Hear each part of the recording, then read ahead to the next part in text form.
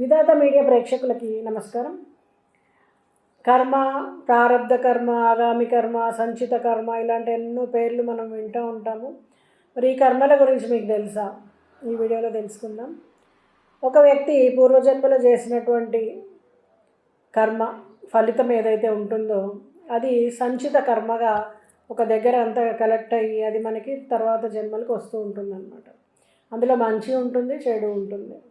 పూర్వపుణ్యం అంటూ ఉంటాం, పూర్వకర్మ అంటూ ఉంటాం కదా. అదే ప్రారబ్ధ కర్మ అంటే ఏంటి అంటే సంచిత కర్మలో ఒక భాగమే ఇది. ఏంటంటే మనం పని చేస్తూ ఉన్నప్పుడు అందులోంచి కొంచెం తీసి వాడుకుంటూ ఉంటాం అనమాట. మనం రీఛార్జ్ చేసుకున్న బ్యాటరీని ఎలా వాడుకుంటున్నామో అలా అందులోంచి పని చేస్తూ ఉన్నప్పుడు అది కొంత కరిగిపోతూ ఉంటుంది. అది ప్రారబ్ధ కర్మ అనమాట. అంటే ప్రస్తుతం చర్యల వలన మనం కొంత యూజ్ చేస్తుంటాం దాన్ని. మంచికి వాడుతుంటాం, చెడుకి వాడుతుంటాం. అది మెల్లిగా మన కర్మ తగ్గిపోతూ ఉంటుంది. సంచిత కర్మలో ఉండే పుణ్యకర్మ తగ్గిపోతూ ఉంటుంది, పాపకర్మ పెరుగుతూ ఉంటుంది మనం ఇప్పుడు చేసే పనుల వలన. అదే ఆగామి కర్మ అంటూ ఉంటాం. ఇదేంటి అంటే ప్రస్తుతం మనం జీవితంలో చేస్తున్నటువంటి చర్యల ద్వారా మనకి ఉత్పత్తి అయ్యేటువంటి ఫలితం.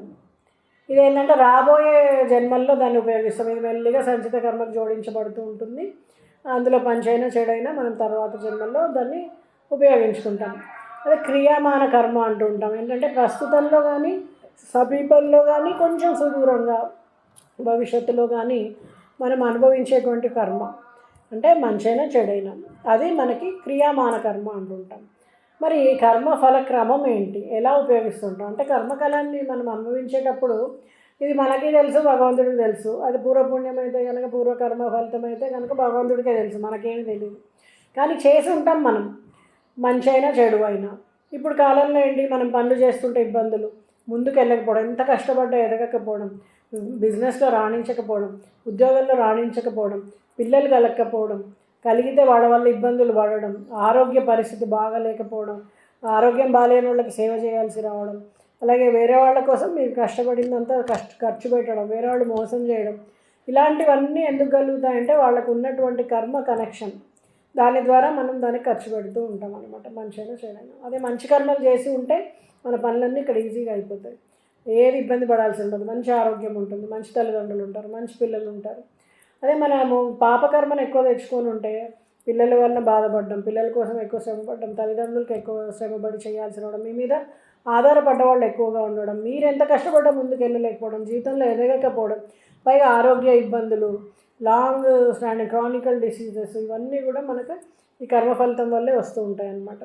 సో మనం చేసే మంచి వలన పుణ్యఫలాన్ని పెంచుకుంటూ మంచి చెడు కర్మని తగ్గించుకోవచ్చు. కాబట్టి దానము ధర్మము చేయండి అంటూ ఉంటారు పెద్దలు. దైవ ప్రార్థన చేయండి, పూజలు పునస్కారాలు చేయండి, మంచి పనులు చేయండి అని చెప్పేసి. అయితే అది చేసేది చేయండి మీకే తెలుస్తుంది, మన అంతరాత్మకి భగవంతుడికి తెలుస్తూ ఉంటుంది. వేరే వాళ్ళు చూస్తున్నారు కదా అని తప్పు చేయకండి, చూడట్లేదు కదా అని చెప్పేసి చూస్తున్నారని మంచి, చూడట్లేదని చెడు చేసే ప్రయత్నం చేయకండి. అదంతా మన కర్మ ఫలితంలో యాడ్ అవుతూ ఉంటుంది. మరి మీరు ఈ జీవితంలో ఏమైనా ఇబ్బందులు పడుతున్నారా, ఏదైనా కర్మఫలం అని అనిపిస్తుందా మీకు? అన్నీ ఈజీగా ఉన్నాయి, మీరు పూర్వం చేసినటువంటి మంచి పనులకు అర్థమే అని అనిపిస్తుందా? కింద కామెంట్ చేయండి. నమస్తే.